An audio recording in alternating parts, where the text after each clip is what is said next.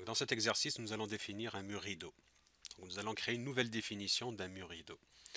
Donc on me demande d'ouvrir le fichier indiqué, donc il est ouvert. Question 2, ouvrez la vue de plan d'étage 01 entry level, plan d'étage 01 entry level. Sélectionnez le mur rideau proche des axes J4 à J10.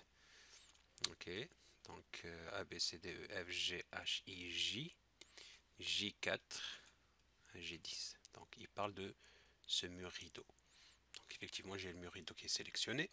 Et effectuer les modifications suivantes. Donc petit a, on va renommer ce mur par extérieur curtain wall. Donc on me demande de le renommer. Donc je viens ici, modifier le type. Ok, et j'ai ici renommé. Ok, donc on me demande de l'appeler extérieur curtain wall. Ok. On me demande de modifier le type de panneau par system panel closed. Donc on va voir ici tout ce qui est les panneaux de mur rideau.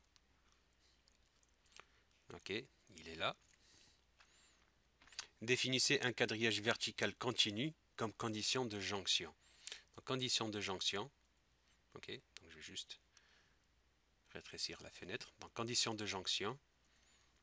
On me dit quadrillage vertical continu, ce qui est normal. Question D, donc petit d, définissez un espacement à distance fixe de 2 mètres comme motif de quadrillage vertical. Quadrillage vertical, ok, donc on va lui donner une distance fixe et on va lui dire tu me déposes ça à chaque 2 mètres. Définissez un espacement à distance fixe de 1,26 m comme motif de quadrillage horizontal. Donc quadrillage horizontal, même chose, distance fixe, cette fois-ci à chaque 1,26 m, 1260 mm. Petit f, définissez des meneaux verticaux et horizontaux de type rectangulaire 50 x 150 mm pour tous les types, l'intérieur, bord 1 et bord 2. Donc il me demande ici pour les meneaux verticaux et meneaux horizontaux. Ok, donc le type intérieur, on me dit du 50-150. Donc il est là, donc pour tout le monde, 50-150.